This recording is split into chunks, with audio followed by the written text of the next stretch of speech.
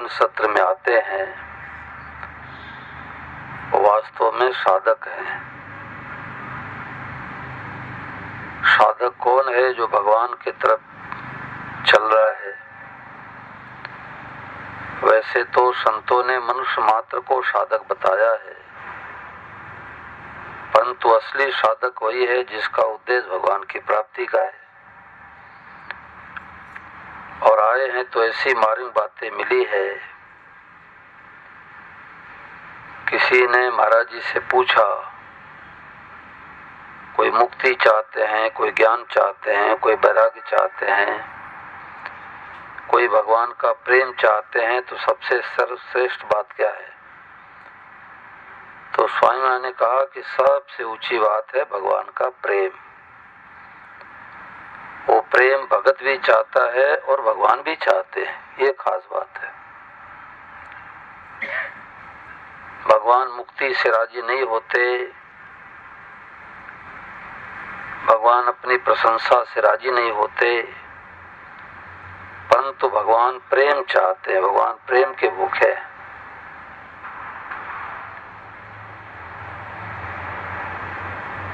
और जैसे छोटा बालक होता है, वो माँ कितनी दयालु है, कितनी कृपालु है, नहीं समझ सकता।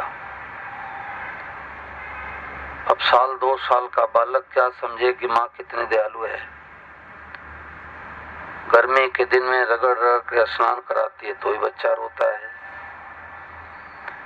सर्दी के दिन में स्वेटर पहनाती है तो भी रोता है, और दूध पिलाती है तो भी रोता है। तो क्यों रोता है? अनजानपने से, अज्ञानता के कारण से। अगर उसको पता लग जाए कि माँ कितनी दयालु, कितनी कृपालु है, तो बच्चा कभी रो ही नहीं सकता। ऐसे भगवान कितने दयालु हैं, कितने कृपालु है। हम लोग भी छोटे बालक के समान, हम इस बात को जान नहीं सकते, इस बात को मान सकते हैं।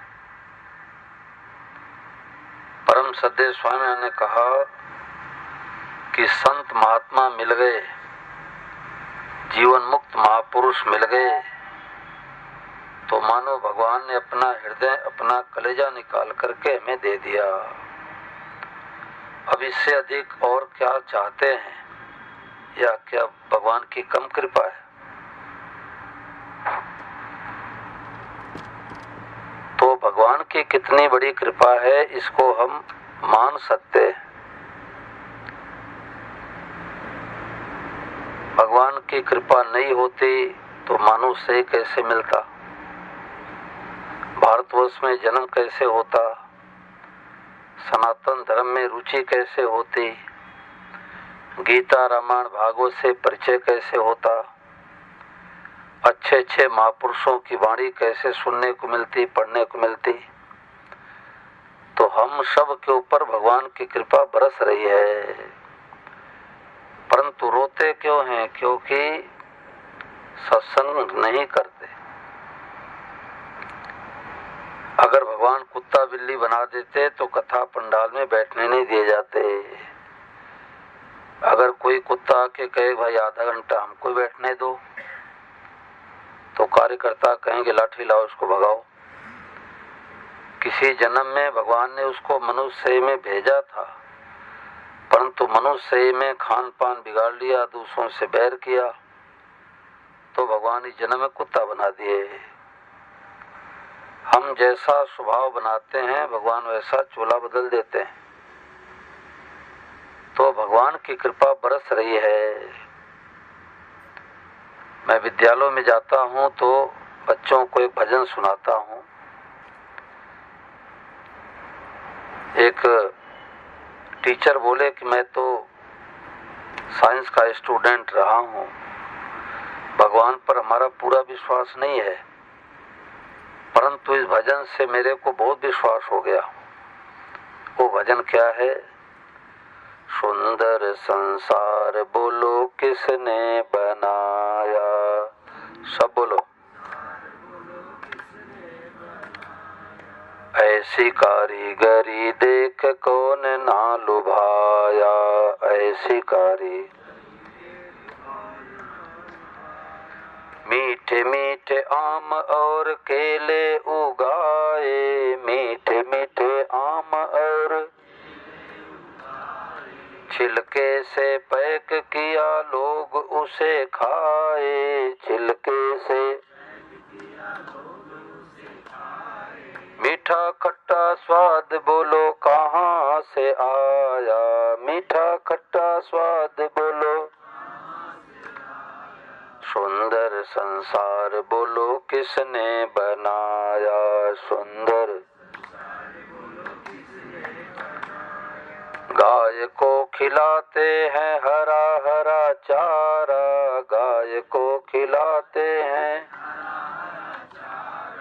आता सफेद दूध कभी क्या बिचारा, आता सफेद दूध। शिशु है तू दूध माँ में किसने बनाया, शिशु है तू दूध माँ में। सुंदर संसार बोलो किसने बनाया, सुंदर।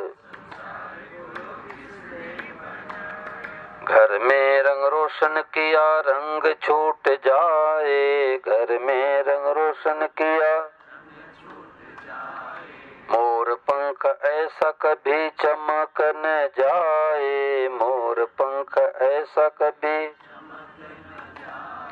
चित्रकारी कहने वाला नाम ना छपाया, चित्रकारी कहने वाला। सुंदर संसार बोलो किसने बनाया, सुंदर। बिजली गांव शहर में आई फिर जाएगी, बिजली गांव शहर में। किसी ने सुना क्या आज हवा नहीं आएगी, किसी ने भूला कभी नहीं हवा जिसने चलाया, भूला कभी नहीं हवा। सुंदर संसार बोलो किसने बनाया, सुंदर। सोचा कभी कौन जो पचाता है भोजन, सोचा कभी कौन जो। नाड़ियों में खून बहे आंखों में रोशन, नाड़ियों में। कान से सुनाया दिल कौन धड़काया, कान से सुनाया दिल। सुंदर संसार बोलो किसने बनाया, सुंदर। बिजली का टैक्स देते मीटर लगाई, बिजली का टैक्स देते। सूरज का टैक्स बोलो किसने चुकाई, सूरज का। ऐसे कारीगर को क्या अपना बनाया, ऐसे कारीगर को क्या।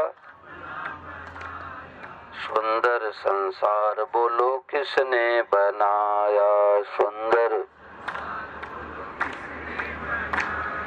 मनमोहक पुष्प सोचो किसने खिलाया, मनमोहक।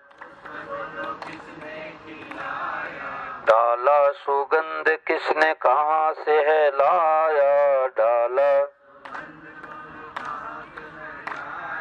संबंध अभियान परिचय उसी से कराया, संबंध अभियान परिचय।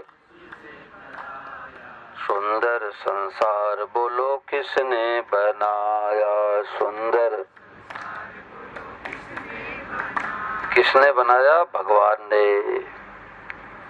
अब विचार करो कि हमारी माताएं बहनें हलवा खीर बनाती है तो कितनी वस्तुओं की जरूरत पड़ती है, और भगवान ने पेड़ में हलवा लटका दिया। मीठे मीठे आम, मीठे मीठे केले, और पैकिंग किया हुआ, छिलका उतारो खा लो, न ठंडा न गरम। स्वामी शरणानंद जी महाराज बड़े उच्चकोट के महापुरुष हुए, प्रज्ञा चक्षु सूरदास। तो कोई फल बेचने वाले ने उनको केले खाने को दिया, तो केले खा रहे थे, उनके आंखों से झरझर झरझर आंसू गिर रहे थे। तो फल बेचने वाला डर गया कि लगता है कि बाबा जी की तो आंखें है नहीं और हमने सड़ा हुआ फल दे दिया, इसलिए बाबा जी रो रहे हैं। तो डर गया कि कई पुलिस वालों से फंसा न देवे, तो हाथ जोड़ कर गया कि महाराज जी मेरे से भूल हो गई, मैंने लगता है कि सड़ा हुआ केला आपको दे दिया, तभी तो आप रो रहे हैं। तो महापुरुष थे, उन्होंने कहा भैया हमारे आंखों से आंसू इसलिए नहीं गिर रहे हैं, तुमने सड़ा हुआ फल दिया, मैं तो उस परमात्मा को धन्यवाद दे रहा हूँ। वाह भाई परमात्मा, तूने पेड़ में हलवा लटका दिया। बोलो गिरधर गोपाल की। पेड़ में हलवा लटका दिया। अब विचार करो कि गौ माता को भूसा, चारा, हरा घास, गुड़ खली खिलाते हैं, जल पिलाते हैं, बदले में क्या मिलता है? सफेद दूध। कोई बड़ा से बड़ा वैज्ञानिक हो और उससे कहा जाए कि देखो एक बाल्टी के अंदर भूसा, चारा, खली, चूनी, गुड़, पानी मिला करके और उसमें से सफेद दूध बनाओ, तो बड़ा से बड़ा वैज्ञानिक भी दूध नहीं बना सकता। वो गौ माता में दूध किसने भेजा? भगवान ने। अरे संसार वाले तो करते हैं छपा करके, देते हैं छपा करके, और भगवान देते छिपा करके। भगवान का दिया हुआ अपना ही लगता है, ये भगवान की कारीगरी है, चतुराई है। अब विचार करो कि हम लोगों के जन्म के पहले हम लोगों के माताओं के छाती में दूध किसने भेजा? भगवान ने। शरीर को काटो तो खून ही खून निकलेगा, थोड़े से हिस्से में दूध किसने भेजा? भगवान ने। अब घर में रंग पुताई करते हैं, दीपावली के अवसर पर, होली के अवसर पर, बेटा बेटी की विवाह के अवसर पर, परंतु 2, 4, 5 साल बाद रंग हल्का पड़ जाता है। अब विचार करो कि मोर के पंख को देखो तो कितना सुंदर, कितना चमकीला, कितना चटकीला, डिजाइनदार, मई जून के महीने में धूप में रहता है, सावन भादों के महीने में भीगता है, परंतु क्या सावन भादों में भीगने पर क्या उसका रंग हल्का पड़ जाता है? भाई वो पेंटर कौन है? वो पेंटर न बंबई मिलेगा न जापान मिलेगा, वो पेंटर भगवान है। अब विचार करो कि बिजली आती है, चली जाती है, परंतु किसी ने सुना कि 1995 में 1 घंटे के लिए मुंबई से हवा चली गई थी। किसी ने सुना? और 1 घंटे के लिए हवा चली जा तो, अरे 1 घंटे की बात छोड़ो, 2-4 मिनट के लिए हवा चली जाए तो सब जयराम जी के हो जाएंगे। कौन ऐसा मालिक है, कौन ऐसा व्यवस्थापक है, कौन ऐसा नियंत्रण करता है जिससे कभी भूली होती नहीं? उसका नाम परमात्मा है। उसको राम कहो, कृष्ण कहो, शिव कहो, गणेश कहो, दुर्गा कहो, निराकार कहो, साकार कहो, अल्लाह कहो, खुदा कहो, गॉड कहो, सब पर्यायवाची शब्द है। एक मालिक है, एक परमात्मा है। अब विचार करो कि मित्र का फोन आता है तो मित्र पूछता आप क्या करे? बोले मैं तो भोजन कर रहा हूं। आप तो भोजन करके 6 घंटे सो जाते हो। अब भोजन को पचाता कौन है?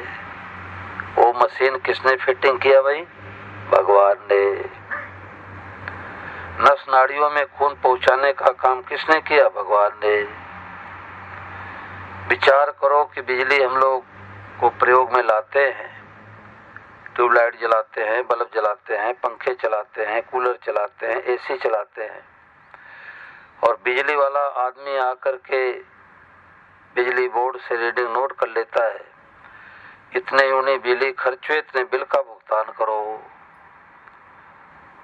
अब विचार करो कि बिजली का टैक्स देना पड़ता है, और सूर्य भगवान कहे कि लाओ भाई, मुंबई वाले इतने सालों से हमारे प्रकाश में काम धंधा नौकरी कर रहे हो, हमारा टैक्स लाओ।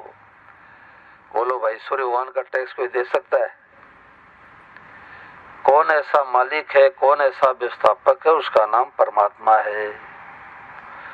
अब विचार करो कि सुंदर सुंदर पुष्प किसने खिलाया, उसमें सुगंध किसने डाला। देखो तो देखते ही रह जाओ। एक बार मैं 12वीं तक के बच्चों से मैंने पूछा, उत्तर प्रदेश में गया था,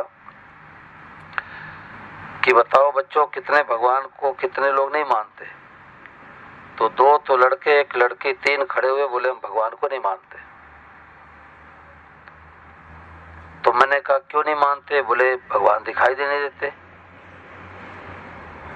खंबा दिखाई देता है, पेड़ दिखाई देता है, माता पिता दिखाई देते हैं, गुरुजन दिखाई देते हैं, उनको मान लेते हैं। तो मैंने कहा जो दिखाई देता है उसी को मानते? बोले हाँ।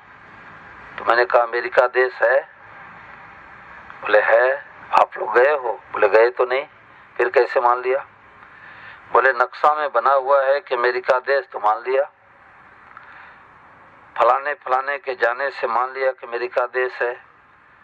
तो भाई नक्शा में देख करके आपने मान लिया कि अमेरिका देश है, जापान देश है। किसी के जाने से मान लिया कि अमेरिका देश है, जापान देश है। तो हमारे संत महापुरुष कहते हैं, मीराबाई, सूरदास, गोस्वामी तुलसीदास जी महाराज, चैतन्य महाप्रभु, स्वामी जी राम सुखदास जी महाराज, और भी अनेकानेक संत कहते हैं भगवान है तो मानो। या तो खुद मानो, या तो खुद जानो, या दूसरों की मानो। खुद तो जानते नहीं, दूसरों की मानते नहीं, यही असली बाधा है। तो मैंने कहा कि ये बिजली के खंभे में 3-4 तारे जा रही है, बिजली दिखाई देती, नीली है, पीली है कि लाल है कि हरी है? बोले दिखाई नहीं देती। परंतु तार को छू लेंगे? बोले ना, छुएंगे करंट लग जाएगा। तो बल्ब जलता है इसका मतलब बिजली है, ट्यूबलाइट जलती है इसका मतलब बिजली है, पंखे चलते इसका मतलब बिजली है। ऐसे भगवान नहीं होते तो अन्न कहाँ से मिलता? भगवान नहीं होते तो जल कहाँ से मिलता? भगवान नहीं होते तो वायु कहाँ से मिलती? तो कोई न कोई ऐसा मालिक है, कोई न कोई ऐसा व्यवस्थापक है, कोई न कोई ऐसा नियंत्रण करता है जिससे कभी भूली होती नहीं। तो भगवान की कृपा को देखो तो देखते रह जाओ। देखो, स्वामी महाराज जी की पुस्तक हमारे को मिली थी 1988 में, यानी लगभग 36 साल पहले। कलकत्ता से कोई सज्जन छोटी सी पुस्तक, एक समय का प्रवचन किसी ने छपवा रखा था। तो थोड़ी पुस्तक पढ़ने की रुचि थी, तो अखंड ज्योति की पुस्तक लाए और स्वामी महाराज जी पुस्तक लाए। तो मैंने अखंड ज्योति की पुस्तक भी पढ़ी और उसके बाद महाराज जी की पुस्तक पढ़ने लग गया। तो महाराज जी ने कहा कि अनुकूलता में भगवान की दया है और प्रतिकूलता में भगवान की कृपा है। खूब ध्यान देख सुनना, बड़ी बारीक बात है। अनुकूलता में भगवान की दया है, प्रतिकूलता में भगवान की कृपा है। अनुकूलता मतलब सुखदायी परिस्थिति, अनुकूलता मतलब हमारे मन चाहिए हो जाए, उसको अनुकूल परिस्थिति कहते हैं। और प्रतिकूलता मतलब जो हमारे मन के विरुद्ध हो। तो आधी बात तो मेरे उसमें आ गई कि अनुकूलता में भगवान की दया है। घर में बेटा जन्मे, पोता जन्मे, मकान बने, दुकान बने, प्रॉफिट होवे, तो इसमें भगवान की बड़ी भारी दया है। परंतु घाटा लग जाए, निंदा हो जाए, अपमान हो जाए, तिरस्कार हो जाए, नुकसान हो जाए, इसमें कौन सी भगवान की कृपा है?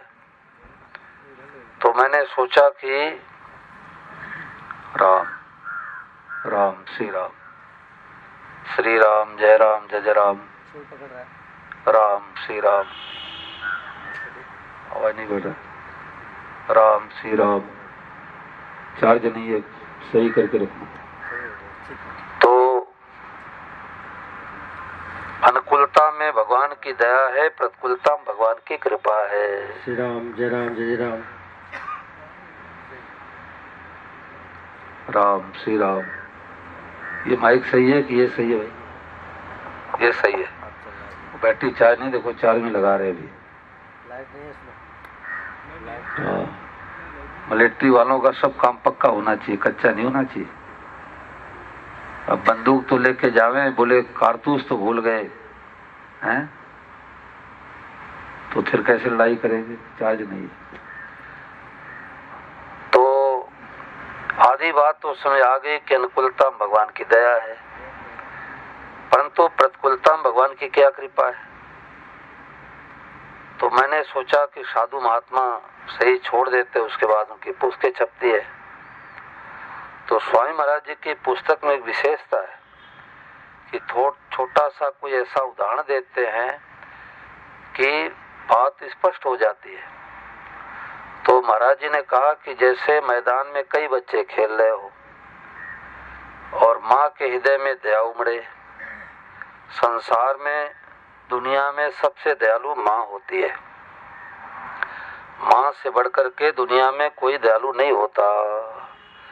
पिता से भी बढ़कर के माँ दयालु होती है, इसलिए माँ का ऋण कोई उतार नहीं सकता। संतों ने कहा कि चमड़ी की जूती बना के माता पिता कोई बेटा पहना दे तो भी ऋण से उत्तीर्ण नहीं हो सकता। वो चमड़ी कहाँ से आई? माता पिता से आई है। तो अब लड्डू लेकर के माँ जाती है साड़ी के आंचल में कि बच्चा कुछ खाया पिया नहीं, रविवार का दिन है, अब खराई हो जाएगी तो बीमार पड़ जाएगा। अब वहां देखती है कि 5, 7, 10 बच्चे और खेल रहे हैं, तो माँ क्या करती कि आधा लड्डू फोड़ के तो अपने बेटे को देती है और आधे लड्डू को फोड़ करके थोड़ा थोड़ा सब बच्चों को दे के राजी कर देती है। परंतु सब बच्चे उदंडता करे, थप्पड़ किसको लगाएगी भाई? बोलो बोलो जी, अपने को लगाएगी। दूसरे को थप्पड़ लगावे तो दूसरी माताएं लड़ने लग जाएगी। तो कौन होती थप्पड़ लगाने वाली? बेटा मेरा है। यही बात लग गई कि अनुकूलता में भगवान की दया है, प्रतिकूलता में भगवान की विशेष कृपा है। अनुकूलता प्रतिकूलता दोनों में सम रहो, मंगलमय विधान मान लो, बस हो गया भजन। संतों ने कहा इसको भजन माना है। हर परिस्थिति में भगवान की कृपा। बोले समझ में तो नहीं आती, भगवान कृपा से नहीं आएगी। भगवान कृपा को मान सकते हैं। 2 साल का बच्चा क्या समझे माँ कितनी दयालु है। कल्याण पत्रिका में एक लेख छपा था, गीता प्रेस से कल्याण पत्रिका निकलती है। तो क्या लेख छपा था कि एक सज्जन पूजा पाठ करके गीता रामायण रोजाना पाठ करते, स्कूटर बैठ करके जा रहे थे ऑफिस। ट्रक वाले से धक्का लगा, उनका एक पैर काटना पड़ा, तो उन्होंने पूजा पाठ करना छोड़ दिया। तो जो नकली भगत होते हैं वो भगवान को नहीं चाहते, भगवान से चाहते हैं। बड़ी गहरी बात है भाई। हम भगवान से चाहते हैं, भगवान को चाहते हैं। अगर भगवान को चाहते हैं तो डिप्रेशन टेंशन से बच नहीं सकते। भगवान से चाहते तो, और भगवान को चाहते हैं तो शांति मिल जाएगी। पैदल जाते हैं, सालासर जाते हैं, देवी के मंदिर में जाते हैं, किस लिए? बेटा हो जाए, पोता हो जाए, मकान हो जाए। तो हमारे भक्ति रूपी पात्र में छेद है। भगवान से तो यही मांगो, यही कहो कि मेरी चाही मत करो मैं मूर्ख अज्ञान, और तेरी चाही मैं प्रभु है मेरा कल्याण। भगवान से चाहो तो यही मांगो, हे नाथ आप मुझे मीठे लगो, प्यारे लगो, अच्छे लगो। तो प्रतिकूलता में भगवान की कृपा है, अनुकूलता में भगवान की दया है। अब वो सज्जन क्या किए कि पूजा पाठ छोड़ दिए। अगर भगवान में शक्ति होती तुम्हारा एक्सीडेंट क्यों होता? एक वर्ष के बाद जो है अपने बगीचे में सायंकाल टहल रहे थे और एक काला सांप आया, जो नकली पैर प्लास्टिक सर्जरी हुआ था उसी पैर में लपेट लिया और जोर से डंक मार करके भाग गया। तब उनको होश आया कि वो हो, अगर एक्सीडेंट में पैर नहीं कटा होता और नकली की जगह असली पैर होता तो आज सीताराम जी के प्यारे हो जाते। फिर पूजा पाठ शुरू कर दी। तो भगवान की कृपा को हम मान सकते हैं, भगवान कृपा को हम जान नहीं सकते।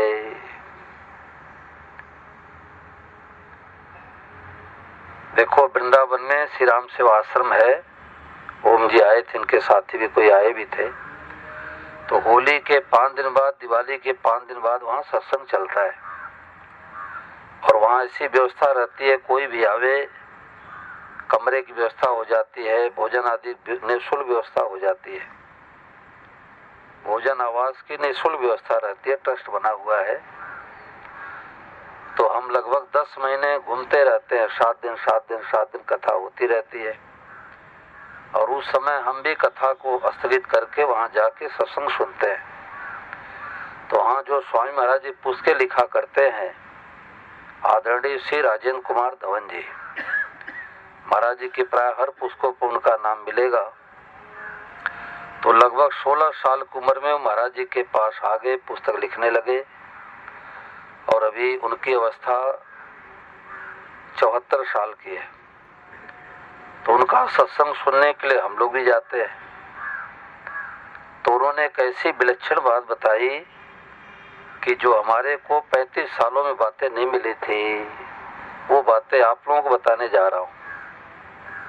देखो सत्संग की बातें बार बार सुनने से, बार बार पढ़ने से कभी भगवान की कृपा से दृष्टि जाती है। तो आदरणीय श्री धवन जी ने कहा कि हर मनुष्य के, हर भाई बहन के, हर साधक के जीवन में 2 खाई 2 गड्ढे हैं। हर मनुष्य के अगल बगल में 2 खाई 2 गड्ढे हैं। एक तो अभिमान की खाई, एक निराशा की खाई। अपने में कमी दिखेगी तो निराशा के खाई में गिरेगा और अपने में अच्छाइयां दिखेगी तो अभिमान के खाई में गिरेगा। कि देखो ये तो 8 बजे तक सोते हैं तो 3 बजे प्रातः काल उठ जाते हैं, तो अभिमान के खाई में गिरेगा। ये तो गीता रामायण नहीं पढ़ते, गीता रामायण पढ़ते हैं, अभिमान खाई में गिरेगा। तो उन्होंने कहा तो क्या करे कि न तो निराशा के खाई में गिरे और न तो अभिमान के खाई में गिरे, तो क्या करे, भगवान के कृपा की तरफ देखे। बोलो गिरधर गोपाल की। हमारे ऊपर भगवान की कृपा है, तो भगवान के कृपा की तरफ दृष्टि रहेगी तो निराशा और अभिमान के खाई से बच जाएगा, और नहीं तो कभी निराशा खाई में गिरेगा, कभी अभिमान के खाई में गिरेगा। इसलिए भगवान के जो भगत होते हैं वो हर परिस्थिति में भगवान की कृपा को ही देखते हैं।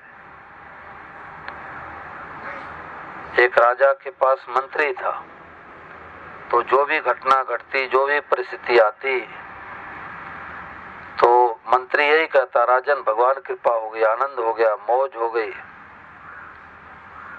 एक दिन राजकुमार बीमार हो गया, राजा बड़ा दुखी हुआ।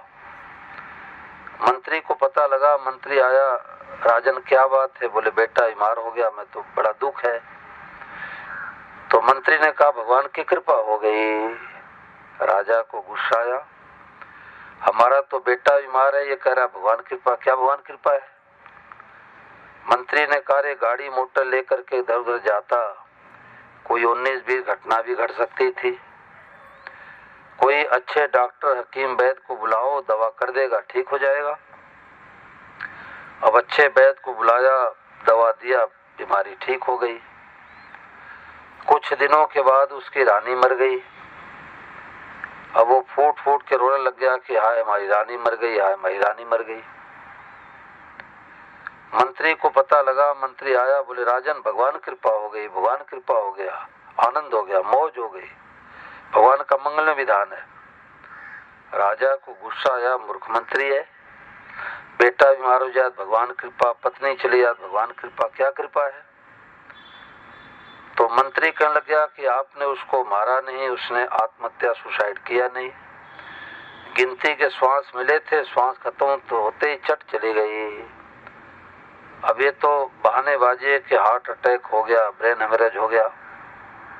अब इसके पीछे गीता रामायण का पाठ कराओ, शास्त्रपढ़ करो, पिंडदान आदि करो, गरीबों को मिठाइयां बांटो, जो करना चाहिए वो करो। रोने से क्या फायदा। अगर रोने से रानी जीवित हो जाए तो हम भी आपकी सहायता करें, हम भी रोने लग जाए। स्वामी महाराज कहते हैं कोई घर में प्रियजन की मृत्यु हो जाए तो दुख होता है, विषाद होता है। तो उपाय संतों ने बताया कि गरीब बस्तियों में जाकर के और गरीब बच्चों के हाथ में लड्डू दे दो खाने के लिए। तो उनको बेचारों को मिलता नहीं, जब लड्डू खाएंगे तो राजी होंगे, प्रसन्न होंगे। वो राजी होंगे तो आपका शोक मिटेगा, आपकी चिंता मिटेगी। गौशाला में जाकर के गौमाता की सेवा करो तो चिंता मिटेगी, शोक मिटाने का ही उपाय है। एक दिन की बात की, मंत्री महोदय तलवार लाए, राजा धार देखने लग गया, अंगुली के 2 टुकड़े हो गए। अब राजा फूट फूट के रोने लग गया, है हमारी अंगुली कट गई, है हमारी अंगुली कट गई। मंत्री को पता लगा, मंत्री आया, बोले राजन भगवान कृपा हो गई, भगवान का मंगल विधान है, आनंद हो गया, मौज हो गई। राजा को गुस्सा है, मूर्ख मंत्री, इसको देश से बाहर निकालो। बेटा ही मार जा भगवान कृपा, रानी चली गई भगवान कृपा, अंगुली कट गई भगवान कृपा, खाक भगवान कृपा है। इसको रोटी पानी मत दो, देश से बाहर निकालो। सेवकों ने धक्का दे करके निकाला। मंत्री जाते जाते कहने लग गया कि राजन भगवान कृपा हो गई, आनंद हो गया, मौज हो गई, भगवान का मंगल विधान है। अब इधर शिकार खेलने के लिए राजा एक दिन जंगल में गया तो डकैत लोग इंतजार कर रहे थे कोई स्वस्थ मनुष्य आ जाए तो उसकी बलि चढ़ावे। कोई देवी देवता बलि स्वीकार नहीं करते, ये तो खाने पीने का एक धंधा बना है। कोई माँ अपने बच्चे के मांस का टुकड़ा खा के कोई राजी हो सकती है? ये तामसी पूजा, इससे लाभ नहीं होता। कई लोग सोचते हैं कि देवी माता को बकरा चढ़ा दो, बेटा नहीं तो बेटा हो जाएगा। अरे बकरी के बेटे को मार करके तुम बेटा चाहते हो, कभी बेटा नहीं होगा। सात्विक पूजन से लाभ होता है। तो डकैत लोग ठहरे, इंतजार कर रहे थे कोई स्वस्थ मनुष्य आ जाए, बत्तीसा की बलि चढ़ा दे। बत्तीसा मतलब हम लोगों के मुख में 32 दांत होते ऊपर नीचे मिला के। अब पूछने लगे कि बताओ तुम्हारे घर में पत्नी है? बोले पत्नी तो मर गई। डकैतों ने कहा देखो मरने से डरता है इसलिए झूठ बोलता है, देखो कहीं इसका अंग भंग तो नहीं है। देखा रे 10 की जगह 9 अंगुलियां, 1 अंगुली कटी हुई है, छोड़ो छोड़ो, ये तो बलि देने योग्य नहीं है। अब राजा को होश हुआ कि ओ हो, अगर पत्नी मरी नहीं होती, अंगुली कटी नहीं होती तो आज तो गर्दन ही कट जाता। वास्तव में जो मंत्री था भगवान का परम भगत है। जल्दी जल्दी राजा राजमहल में आया, सेवकों से कहा कि जाओ घोड़े पर सवार हो करके उस भगत मंत्री को ढूंढ के लाओ। मंत्री आते कहने लगे राजन भगवान कृपा हो गई, आनंद हो गया, मौज हो गई। राजा ने कहा ये बात तो मेरे समझ आ गई कि हर परिस्थिति में भगवान की कृपा है, परंतु एक बात समझ नहीं आई कि जिस समय धक्का दे करके बाहर निकाला तुमको रोना चाहिए, गिड़गिड़ाना चाहिए, दुखी होना चाहिए, और तुम तो प्रसन्न मुद्रा में कहते हो भगवान कृपा हो गई, भगवान का मंगल विधान है। क्या भगवान कृपा हो गई? मंत्री ने कहा कि राजन आप शिकार खेलने के लिए जंगल में जाते और हम भी होते तो हमारे को ले आते नहीं जाते? बोले बिल्कुल ले जाता। आपका घोड़ा तेज था तो क्या हमारा घोड़ा कमजोर होता? बोले नहीं, जैसे हमारा घोड़ा तेज था वैसे तुम्हारा घोड़ा तेज होता। तो मंत्री कहने लग गया कि हम दोनों डकैतों चंगुल में फंस जाते, आपकी तो पत्नी भी नहीं, रानी भी नहीं थी, और अंगुली भी कटी थी। हमारे तो घर में पत्नी मौजूद, हमारे कोई अंग भंग नहीं था, तो आप तो बच जाते, हमारा गला कट जाता। तो भगवान की कृपा नहीं तो क्या है। तो हर परिस्थिति में भगवान के कृपा को जो देखता है वही वास्तव में भगत होता है। तो भगवान से मांगो तो यही मांगो, और नहीं तो भगवान से बेटा पोता मकान दुकान मांगते रहेंगे तो हमारी भक्ति रूपी पात्र कभी भरेगी नहीं। कृष्णा नगर में थाने में कथा हो रही थी, तो एक माता जी मेरे को घर पर लिवा गई। तो पूरे परिवार बैठकर ऐसे प्रार्थना के बाद ले गई। तो उन्होंने कहा कि महाराज जी हमारे को एक ही चीज चाहिए। हमने कहा क्या चाहिए मैया? बोले हमारे पूरे परिवार में भगवान की भक्ति मिल जाए। बोलो गिरधर गोपाल की। उस माई की बातें मैं कई जगह सुनाया करता हूँ। तो भगवान से मांगो तो भगवान मीठे लगे, प्यारे लगे, अच्छे लगे। भगवान का प्रेम मांगो। भगवान से कुछ चाहते हैं तो कुछ ही मिलता है, और कुछ नहीं चाहते तो सब कुछ मिलता नहीं, भगवान मिलते हैं। भक्तराज केवट राम जी से कुछ नहीं मांगा, कुछ नहीं चाहा, तो राम जी अपनी विमल भक्ति दिए। बहुत किन्न प्रभु लखन सिय, नहीं कछु केवट ले, तो बिदा किन्न करुणायतन भगत विमल बर दे। तो भगवान से ही मांगो, मेरी चाही मत करो मैं मूर्ख ज्ञान, तेरी चाही मैं प्रभु है मेरा कल्याण। अब इसमें किसी मन में कोई बात आए पूछो भाई, 2-4 मिनट और सत्संग चल जाए। जो विषय चला है आज का विषय है कि अनुकूलता में भगवान की दया है और प्रतिकूलता में भगवान की कृपा है। किसी मन में भाई बहन के मन में कोई शंका तो पूछो। पूछने से बातें जो नहीं निकलती वो भी निकल जाती है।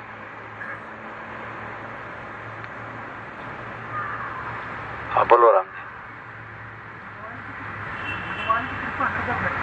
भगवान कृपा है। हाँ हाँ। लेकिन विशेष कृपा कब होती है, सुख में या दुख में? न सुख में कृपा है न दुख में कृपा है। कृपा है जब सत्संग मिले, ये कृपा है। संसार में तो ये लोग कह देते हैं कि इसके 5 फ्लैट है, 5 गाड़ियां है, बेटे हैं, पोते हैं, मकान है, दुकान है, इसके ऊपर भगवान की बड़ी कृपा है। महापुरुषों ने कहा ये कृपा नहीं है तो भाग्य है। उसके भाग्य में धन आना लिखा था तो भाग्य है। और आंख बनते ही जयराम जी की साथ में लेके जाएगा क्या? ये कृपा नहीं है। कृपा तो ये है भगवान मीठे लगे, भगवान प्यारे लगे, भगवान अच्छे लगे, महापुरुषों का संग मिल जाए, ये भगवान की कृपा है। तभी तो प्रार्थना में हम लोग क्या बोल रहे थे कि हे प्रभु हम सुख चाहे तो हमारे को दुख दे दो, और यदि हम स्वर्ग चाहें तो हमारे को नरक दे दो। तो कई प्रदेश में लोग घबरा जाते हैं। छत्तीसगढ़ में पुजारी जी बोले ये तो साधु महात्माओं की प्रार्थना है, उनके आगे पीछे कोई रोने वाला है नहीं, गृहस्थी प्रार्थना कैसे करेगा। उत्तर प्रदेश में रिटायर प्रिंसिपल बोले कि ये पुस्तक लेके आए हमारे कमरे में, स्वामी महाराज से कह दो ये बातें गलत लिखवा दिए भूल से, इसमें सुधार करें। तो मैंने कहा देखो स्वामी महाराज कोई नशा भांग खा करके पुस्तक नहीं लिखवाते थे। 15 बार सुनते थे। जब महाराज जी कहते कि हाँ ठीक है छापो, तो गीता प्रेस से पुस्तक छपती थी। तो ये आपकी बुद्धि का ईमान है, नरक में ले जाएगी। आगे क्या लिखा उधर दृष्टि नहीं है कि सुख चाहे तो हमारे को दुख दे दो, स्वर्ग चाहे तो हमारे को नरक दे दो, परंतु हे प्रभु आप मुझे मीठे लगो। तो हमें न सुख में अटकना है न दुख में अटकना है। सुख भी बंधन है, दुख भी बंधन है। तो क्या करे, भगवान की कृपा को देखे। हमें तो भगवान का प्रेम चाहिए, प्रेम। सुख दुख तो रास्ते की बात है, हमें भगवान की कृपा चाहिए। जैसे रेलवे क्रॉसिंग आ जाए और वहां लिखा होता रुको, अब रुको का मतलब बाई खड़ी करके वही चरपाई बिछा सो जाओ। अरे रुको, देखो कि इधर से तो ट्रेन नहीं आ रही, इधर से ट्रेन नहीं आ रही, जाओ। ऐसे प्रार्थना में कहा जाता है कि हे प्रभु यदि हम स्वर्ग चाहें तो हमारे को नरक दे दो, सुख चाहे तो हमारे को दुख दे दो, परंतु आप मुझे मीठे लगो। अब कोई बच्चा माँ से कहे कि माँ हमारे को जहर दे दे, माँ जहर दे देगी? और जहर देगी तो माँ कहलाएगी? तो इसलिए भगवान से क्या मांगता है भगत? आप मुझे मीठे लगो। अरे मुंबई वालों से कोई आके कहे कि 10 कुंतल लोहा चाहिए कि 1 किलो सोना चाहिए, तो मुंबई वाले कहेंगे कि 10 कुंतल सोना लोहा तो अपने पास रखो, हमारे को तो 100 ग्राम सोना दे दो। तो वो मूर्ख नहीं है, बहुत चतुर है। ऐसे भगवान का भगत होता है, वो भगवान से न सुख में अटकता है न दुख में अटकता है, भगवान की कृपा को देखता है, भगवान से प्रेम मांगता है। ये ठीक है ना? बहुत बढ़िया। और बोलो माताओं बहनों, बोलो भाई। हाँ बोलो राम।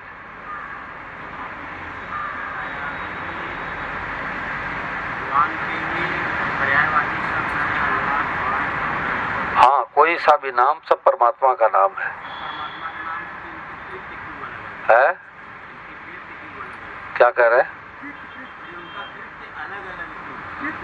अलग अलग तो महाराज जी से पूछा गया कि जैसे हमारे सनातन धर्म में 5 ईश्वर कोटि देवता कल बताया गया, शिव, शक्ति, गणेश, विष्णु और सूर्य, ये 5 ईश्वर कोटि देवता है। बाकी सब साधारण देवता है, शनि देवता, पवन देवता, वरुण देवता, अग्नि देवता। तो 5 ईश्वर कोटि देवता में शंकरवान, पार्वती, गणेश जी एक ही परिवार के। चौथे भगवान विष्णु के अवतार राम जी, कृष्ण जी। 5वें सूर्य भगवान। और कोई मूर्ति में निष्ठा नहीं तो निराकार परमात्मा को मानो। तो स्वामी जी राम सुखदास महाराज से बात पूछा गया कि अन्य जगहों पर तो एक परमात्मा को मानते, अल्लाह खुदा एक को मानते हैं, परंतु सनातन धर्म में 5 ईश्वर कोटि देवता का नाम क्यों लिया गया? तो महाराज जी ने कहा कि जो घड़ी होती है वो ज्यादा पुर्जे वाली घड़ी ज्यादा कीमती होती है। घंटा तो बतावे, मिनट नहीं बतावे, मिनट बतावे, सेकंड नहीं बतावे, समय बतावे, अलार्म नहीं बतावे, तो वो ज्यादा ऊंचे दर्जे घड़ी नहीं मानी जाएगी। ऐसे हमारे सनातन धर्म की महिमा है, विशेषता है कि माँ के रूप में उपासना करते हो तो जगदम्बा माता को इष्ट बना लो। आपको डमरू वाले प्यारे लगते, त्रिशूल वाले, शंकरवान को इष्ट बना लो। आपको धनुषधारी राम जी प्यारे लगते, राम जी को इष्ट बना लो। और आपको बंसी वाला प्यारा लगता है, कन्हैया को इष्ट बना लो। गणपति प्यारे लगते, गणपति को इष्ट बना लो। और पांचों एक ही है, 5 अलग अलग रूपों में दिखाई देते तत्व से भगवान एक है। कल एक कथा में बात आई थी, लाइट चली गई थी इसलिए नहीं सुन पाए होंगे आप। ये बात चली थी कि जैसे हमने गोपाल को अपना बेटा बना लिया, भाई बना लिया, कोई संबंध जोड़ लिया, तो अब मंदिर में, सीताराम जी के मंदिर में क्यों जावे? हमारे तो इष्ट कन्हैया है। तो स्वामी महाराज ने कहा ये भाव बना के जाओ कि हमारे गोपाल जी राम जी के रूप में दर्शन दे रहे हैं, हमारे गोपाल जी ही जगदम्बे माता के रूप में दर्शन दे रहे हैं, हमारे गोपाल जी ही शंकर भगवान के रूप में विराजमान हैं, हमारे गोपाल जी ही गणपति के रूप में विराजमान हैं।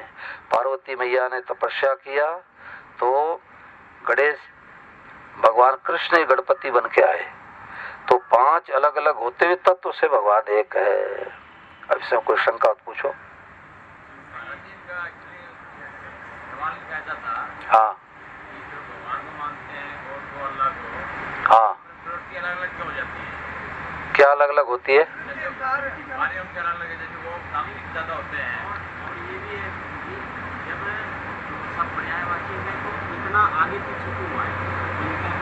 देखो उत्तर सुनो, अध्यापक एक पढ़ाता है, 40 बच्चों को पढ़ाता है, और कोई तो 98% लाते हैं, कोई 50% लाते हैं, और कोई थर्ड डिवीजन होते हैं, कोई फेल भी हो जाते हैं। ऐसा क्यों? तो हम कितनी बात मानते हैं, शास्त्रों की बातों को मानते कि नहीं मानते? शास्त्रों की बातों को मानेंगे तो फर्स्ट डिवीजन पास होंगे, और शास्त्रों की बातों को नहीं मानेंगे तो फेल हो जाएंगे। ये कारण है। कोई परमात्मा, कोई मालिक नहीं कहता किसी का अनिष्ट चाहो, किसी का अनिष्ट करो। ये तो मनगढ़ंत बातें होती है कि जो हमारे संप्रदाय को नहीं माने उसको मार दो। तो मूल बात है कि भगवान के यहाँ पक्षपात नहीं है। भगवान कहते सम्मम प्रिय सम्मम उपजाए। भगवान कितने दयालु हैं कि कसाई को वही हवा पानी देते हैं और धर्मात्मा को ही हवा पानी देते हैं। परंतु अब हमारे विवेक थक जाने के कारण से हमारे द्वारा उल्टे पुल्टे काम होते हैं, ये बात है। जो विषय चला, विषय को और कोई बात पूछो, वो तो विषय से हटके थोड़ी बात है। अभी जो विषय चला इसमें कोई बात पूछो। ये आपकी आवाज आ नहीं रही है, थोड़ा और आगे आ जाओ, आगे। आपने तीनों शब्द जोड़े थे, इसके लिए हमने पूछा है? आपने वो तीनों शब्द बोले थे, इसके लिए हमने पूछा, बाकी और कुछ। तत्व से भगवान एक ही है। किसी शास्त्र में नहीं लिखा है कि भगवान दो है, सुना है क्या? भगवान एक है, किसी नाम से पुकारो। ठीक है, हम अपने धर्म को मानेंगे, अपने ईश्वर को मानेंगे, दूसरे अपने को मानेंगे, परंतु गलत चीजों का विरोध तो करेंगे, बैन नहीं करेंगे। ये बड़ी बारीकी बात है भाई। किसी दूसरे संप्रदाय की बात सुनते हम तिलमिला जाते हैं तो कल्याण नहीं होगा। सबका ही चाहो, सबका कल्याण चाहो, सब सुखी हो जाए, सब निरोग हो जाए। सर्वे भवन्तु सुखिनः, सर्वे सन्तु निरामया, सर्वे भद्राणि पश्यन्तु मा कश्चित् दुःख भाग् भवेत्। कोई हमारे बहन बेटियों को की इज्जत लूटता है तो क्या हम उनकी रक्षा नहीं करेंगे? और हमारी रक्षा करने में किसी का गला भी कट जाए तो हमारे को दोष नहीं लगेगा। क्यों? हमारा उद्देश्य है बचाने का, हमारा उद्देश्य मानने का नहीं है। ये सनातन धर्म बहुत विलक्षण है, हमारा उद्देश्य है बचाने का। अब फौजी बॉर्डर पर बंदूक लेके खड़ा है और कोई पाकिस्तानी घुसेंगे तो क्या अगरबत्ती से पूजा करेगा? बंदूक से पूजन करेगा। जैसा रूप बनावे वैसा पुष्प चढ़ावेंगे। जिस रूप में परमात्मा आवे उस रूप में पूजन करना है। पूजन का सामग्री अलग अलग है। भगवान को अगरबत्ती से पूजन करते हैं, घी की बत्ती पूजन करते हैं। बैरिक रूप में साक्षात भगवान आए हैं, उनको बंदूक से उनका पूजन करेंगे, परंतु बैर नहीं रखेंगे। ये खास बात है। अगर बैर रख करके करेंगे तो कल्याण नहीं होगा। आप कोई बात पूछ रहे थे?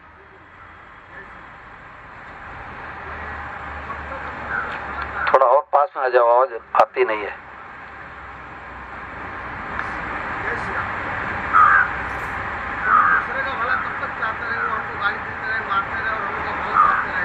देखो भाई,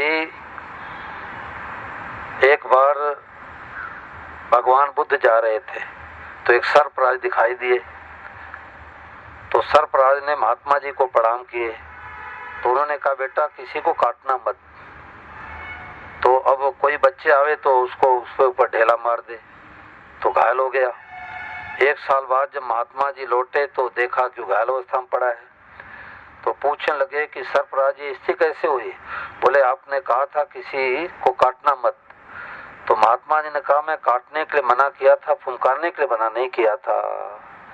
तो अपनी रक्षा करना हमारा कर्तव्य है, धर्म है। इसका मतलब ये नहीं कि हम ढिलाई बरते। और बैर किसी से नहीं करना है। बैर विरोध दो बातें पकड़ लो तो आज पूरा सत्संग हो गया। अभी हम क्या करते? बैर विरोध दोनों करते हैं। अभी हम बैर विरोध दोनों करते हैं। बैरी की याद आते ही हृदय में खलबली मच जाती है। कल्याण नहीं होगा, कल्याण नहीं होगा। देखो महापुरुषों की बात बताता हूँ। श्री जयदयाल जी गुंदका जी गीता प्रेस को बनाने वाले, राजस्थान के चुरू के रहने वाले, तो सत्संग करा रहे थे। तो उन्होंने कहा कि सत्संग में किसी ने समाचार सुनाया कि जिन्ना मारा गया, ऐसे समाचार आया। तो लोग ताली बजाने लग गए। तो श्री जयदयाल जी गुंदका जी ने कहा, खबरदार, किसी के मरने पर खुशी नहीं मनाना चाहिए, नहीं तो आप मरने में हेतु बन जाएंगे, क्योंकि आपकी सम्मति बन गई। तो श्रोताओं में से एक श्रोता ने कहा कि जब राक्षस मरते थे तो देवता लोग धुंध भी बजाते थे, नगाड़े बजाते थे, फूल बरसाते थे। तो श्री जयदयाल जी गुंदका जी ने कहा, वो देवता थे, संत नहीं थे, सत्संगी नहीं थे, देवता थे। तो विरोध तो डट करके करो, बैर किसी से नहीं करना है। अब प्रश्न उठता है, विरोध करेंगे बैर हो ही जाएगा? बोलो होगा कि नहीं होगा? हो जाएगा ना? यही गड़बड़ी है। विरोध करने से बैर नहीं होता। बच्चा रोटी खा लिया और कहता माँ जी स्कूल जाने का मन नहीं कर रहा, बैट बल्ला खेलने का मन कर रहा है, माँ थप्पड़ लगाती, बुल लगाती नहीं लगाती? भीतर में बैर है क्या? के जितना ही बैर नहीं है, वो हित चाहती है। अब अपने दांत से जीवा कट जाती है तो क्या पत्थर लेकर के दांत को तोड़ देते हैं क्या? विरोध करने से बैर नहीं, विरोध करने से बैर नहीं होता। आप अपने पड़ोसी को गुस्से में आके चाकू दिखा दिया और वो जाके थाने में शिकायत कर दिया तो थाने वाले आपको बुला लिए, और उसी चाकू से डॉक्टर हाथ काटने जा रहा है और कहता है पहले 1 लाख रुपए जमा करो तो हाथ काटूंगा। अरे डॉक्टर साहब, हाथ भी काटोगे और 1 लाख रुपया भी लोगे? बोले फार्म भी भरवा लूंगा, मन्ने जिन्हें कुल जिम्मेवारी तुम्हारी है। अब हाथ काटते से बैर है क्या? बोलो, हाथ काटते से बैर नहीं है। तो गलत चीज का विरोध तो डट के करना है, बैर किसी से नहीं करना है। उसका भी हित चाहो, सबका हित चाहो, बैरी का भी हित चाहो। रामचरितमानस में यही शिक्षा मिलती है कि जब अंगद रावण के दरबार में जा रहा है तो राम जी बुला के कह रहे भैया अंगद एक बात का ध्यान देना। बताओ प्रभु। बोले काज हमारे तासु हित होई और पुषण करे बत कही सोई। काम तो हमारा बने, जानकी मेरी है तो जानकी मेरे को मिलनी चाहिए, और तासु हित हो या नहीं, किसका हित हो जाए? बोलो जी, बैरी का हित हो जा। ये हमारी रामचरितमानस कहती है। तो इस पर और विचार करो, कोई मन में शंका हो तो पूछो कि विरोध करना है, बैर नहीं करना है। और जो बैर विरोध दोनों करते हैं उनको भी असली सत्संग नहीं मिला है, अभी सत्संग नहीं मिला। बोलो गिरधर गोपाल की। चलो 10-15 मिनट के लिए प्रभात फेरी में चलते हैं। बढ़िया प्रश्न करने से बातें खुलती है, बिना प्रश्न किए वो बातें निकल नहीं पाती। चलो।